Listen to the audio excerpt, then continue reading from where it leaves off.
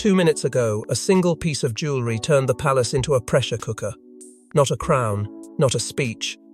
A sapphire bracelet quietly seen, quietly questioned, and suddenly demanded back. And the most shocking part? The order didn't come with ceremony, it came like a warning. A complaint was filed, a door was closed, and Camilla, for the first time in a long time, was forced to obey. Before we go deeper into what this really means for the royal family, make sure to subscribe so you don't miss a single update. Because inside the palace, nothing truly happens until it's seen, and this was seen by the wrong eyes at the wrong time. The bracelet wasn't just another glittering accessory flashing under polite smiles. It was sapphire, historic, instantly recognizable in royal circles, the kind of piece people don't simply admire. They interpret. And the moment it appeared on Camilla's wrist, the atmosphere changed in a way no one could explain out loud. Conversations kept moving, laughter stayed rehearsed, but the air tightened. Staff who normally glide through royal moments like shadows suddenly hesitated, as if the smallest mistake could trigger something bigger than embarrassment. Then came the complaint, not shouted, not flung across a room like cheap scandal, but delivered with the kind of composure that makes palace officials sit up straighter. Sophie raised a formal concern, and the shock wasn't that she dared to do it. The shock was that she did it in a way that couldn't be dismissed. It wasn't a petty objection, it wasn't jealousy, it read like duty. Like someone drawing a line with steady hands and refusing to smudge it for anyone. In that instant, this wasn't Camilla versus Sophie. This was the idea of legacy versus the hunger to wear it like a prize. And that's where the bracelet becomes something far more dangerous than jewelry. Because in the royal world, objects carry permission. They carry proximity. They carry the silent message of who is trusted enough to touch the late Queen's private world, and who isn't. A sapphire bracelet like this doesn't merely sparkle. It signals. It suggests access to the late Queen's inner circle, her private legacy, the things never meant for display. The palace doesn't say it out loud, but everyone feels it. Wearing something like that isn't fashion. It's a claim. Suddenly, the palace's 3 walls begin to move quietly, efficiently, and with separate agendas. The private office starts calculating risk, asking questions that sound polite but cut like blades. The family circle reacts with tight smiles and controlled silence, because no one wants to be the one caught choosing sides too early.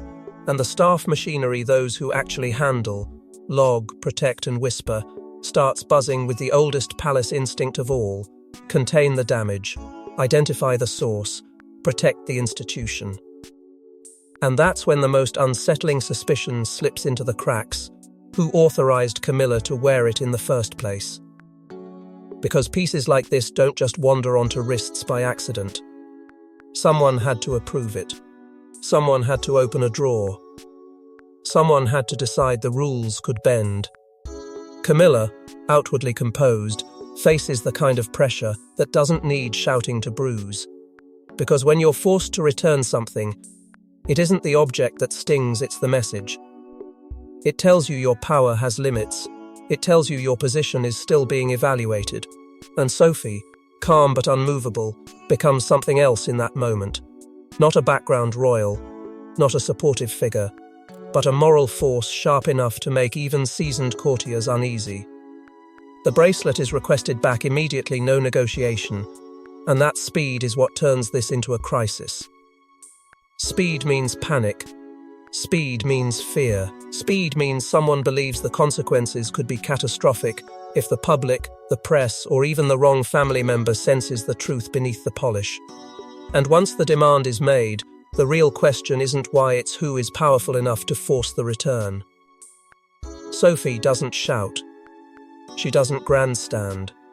She weaponizes calm.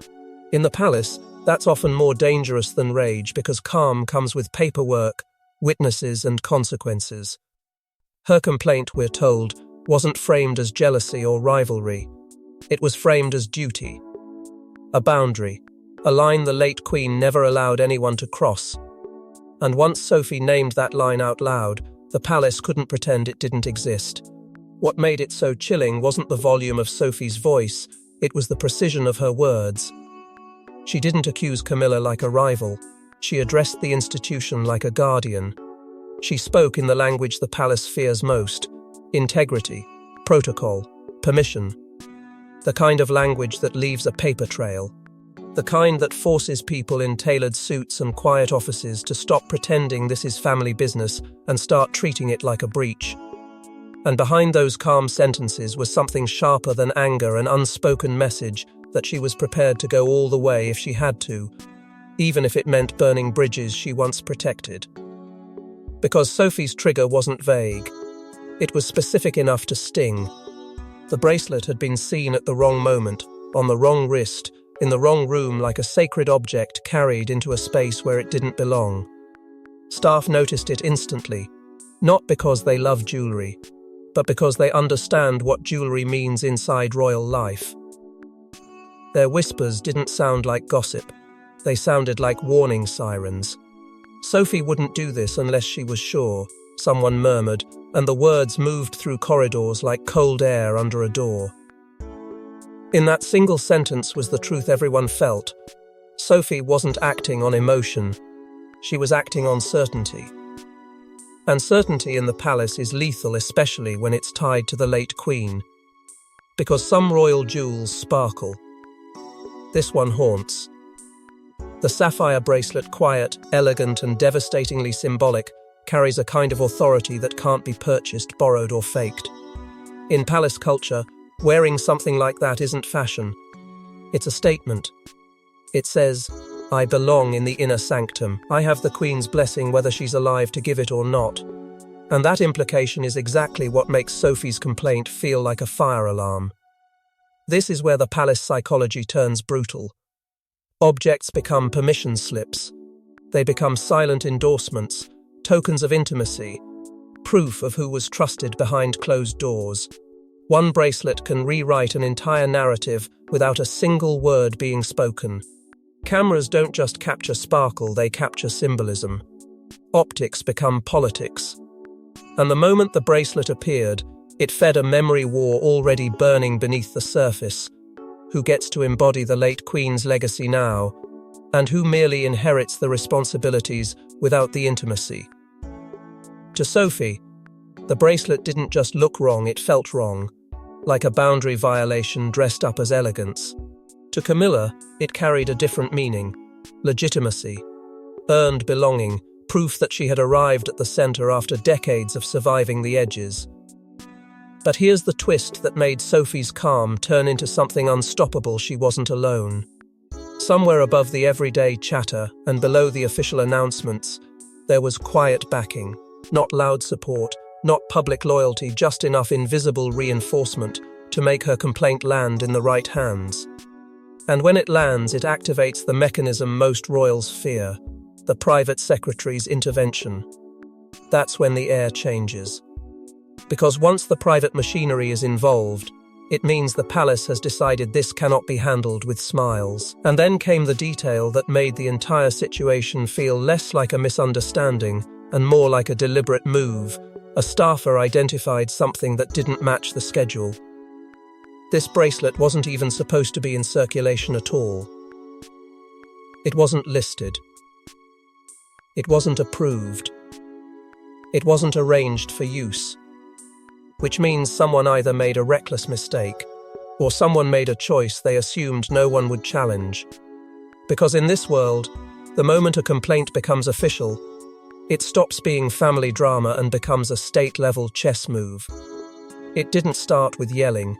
It started with a look, a split-second glance that lasted a fraction too long, a staffer's hesitation. A brief pause in conversation as Sophie's eyes locked on Camilla's wrist.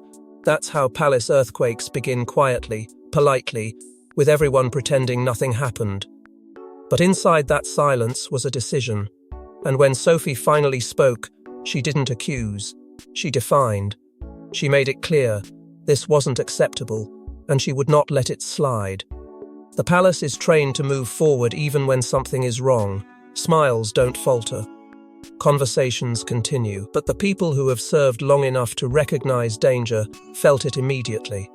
Because it wasn't just that Camilla wore the bracelet, it was where she wore it, when she wore it, and the unspoken implication that came with it. In that world, timing is everything, and symbolism is currency. Sophie's face didn't twist into rage. It hardened into disappointment, the kind that doesn't flare and vanish, but settles like a verdict.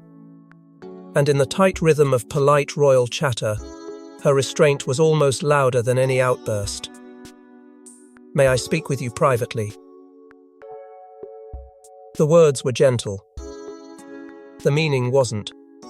It was an invitation wrapped around a boundary, delivered with a calm that left no space to refuse without looking guilty.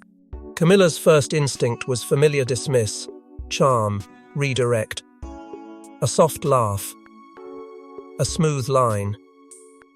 A graceful pivot, but her eyes flicked, just once towards Sophie's expression, and in that flicker she recognized the truth. This wasn't a social comment. This was a line being drawn.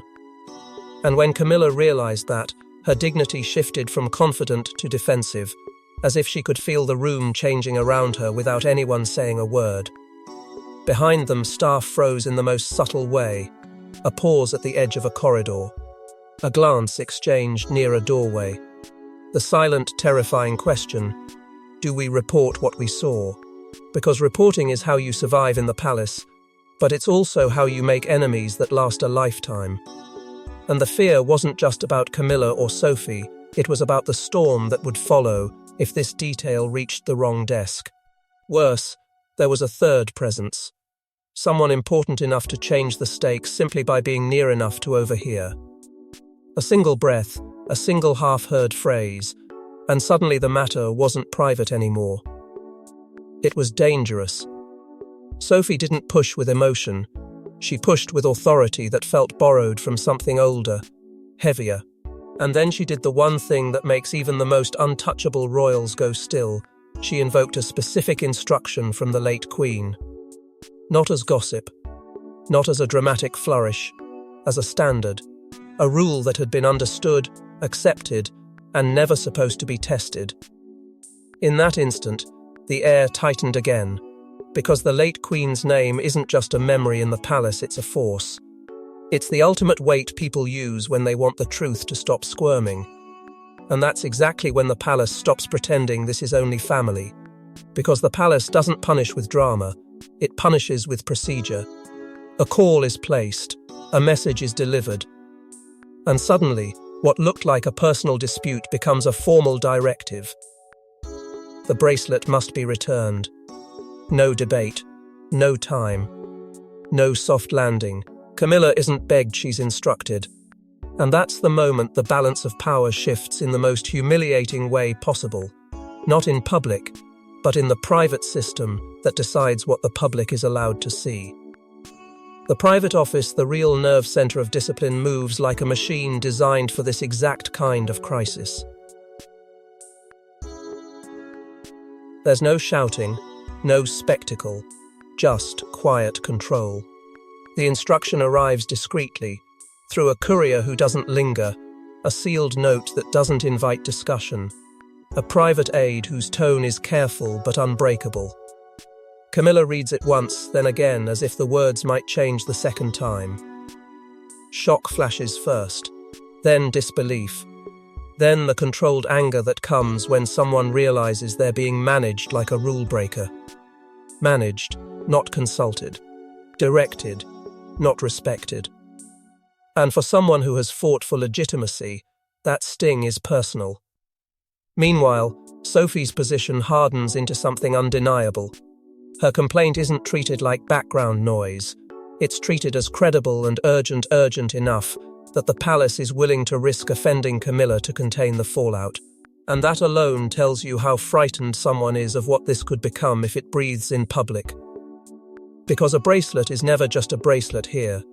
It's a symbol, a signal, a story waiting to explode.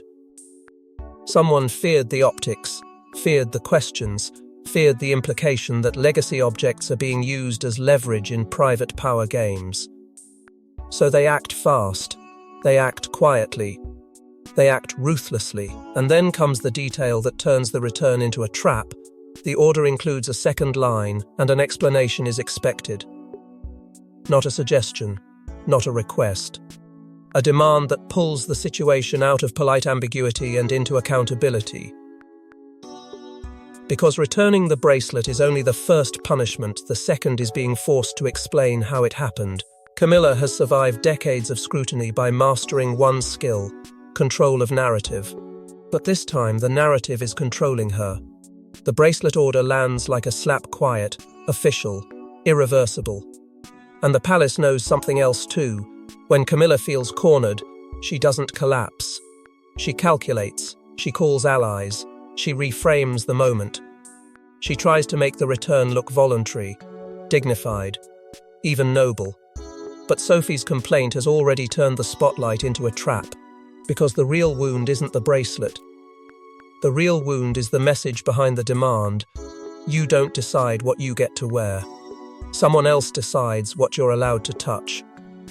And for Camilla, someone who has fought her way from outsider to the center of power, that feels less like a correction and more like a public downgrade delivered in private. She can feel it instantly.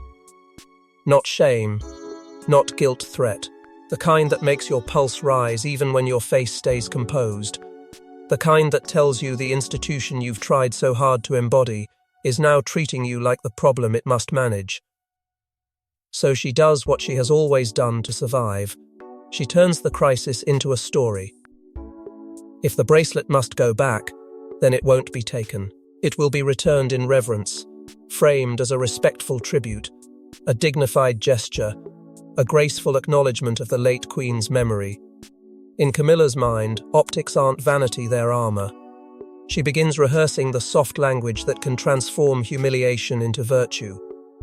She imagines the careful phrases, out of respect, in honor, with gratitude. But even as she tries to smooth the edges, she can feel the trap tightening, because the palace doesn't ask for returns like this unless it's already decided something is wrong.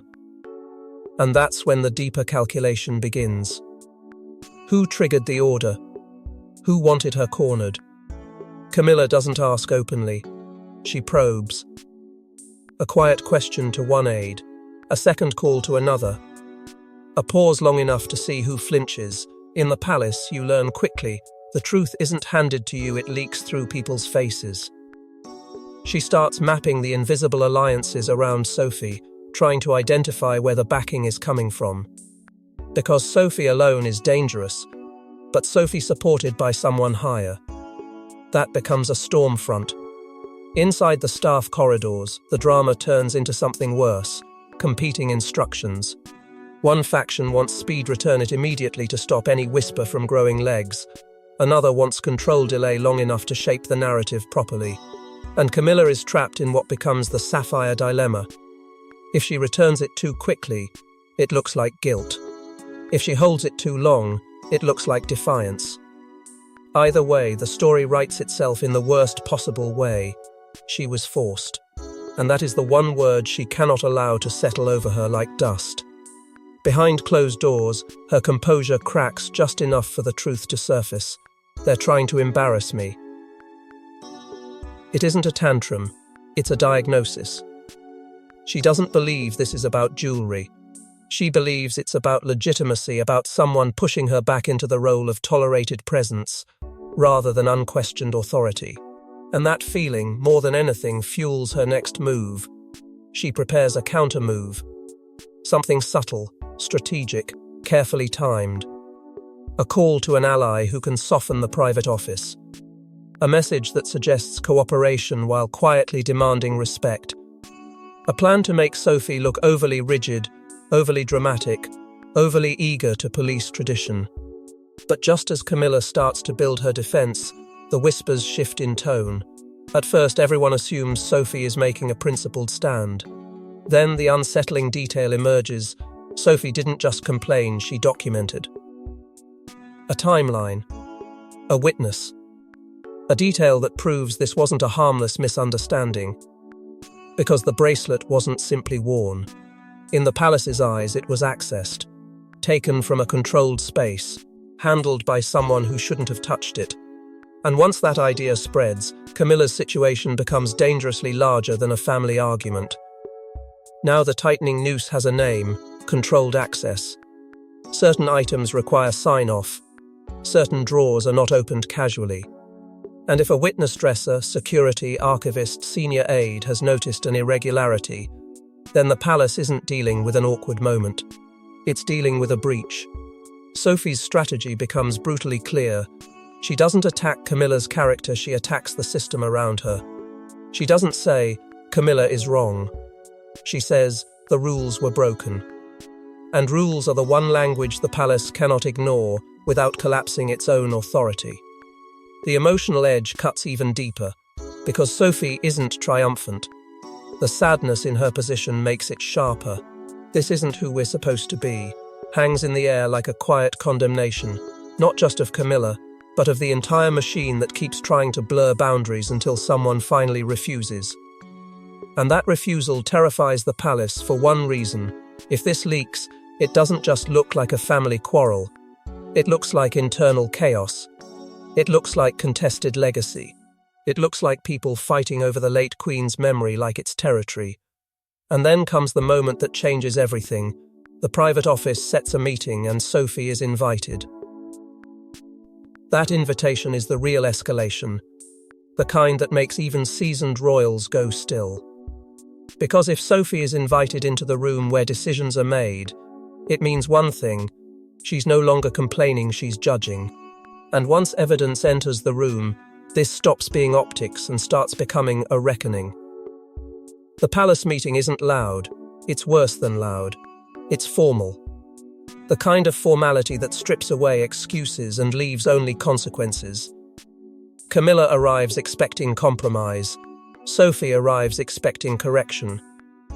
And the private office arrives expecting order. Every sentence is polite. Every pause is weaponized. Because the real issue isn't a bracelet, it's the late Queen's legacy, and who is allowed to wear it like armor. And in that room, someone makes it brutally clear: the era of taking is over. Camilla's defense comes wrapped in elegance, the way survival has taught her to speak when the stakes are high. She doesn't plead, she presents. It was authorized, she implies, or at the very least it was misunderstood.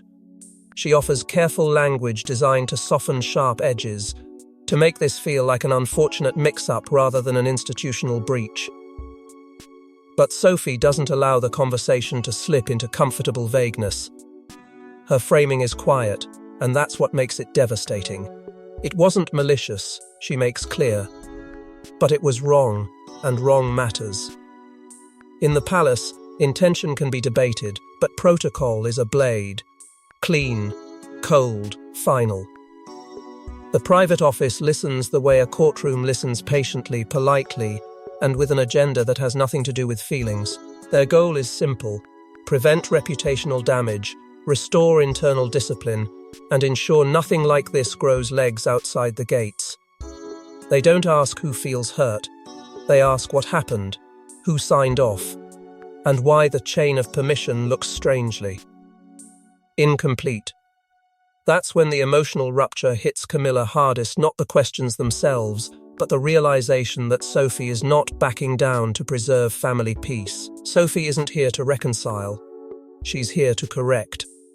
And that shift is brutal, because it signals Sophie isn't protecting Camilla's comfort anymore, she's protecting the late Queen's standard. Then comes the reveal that changes everything.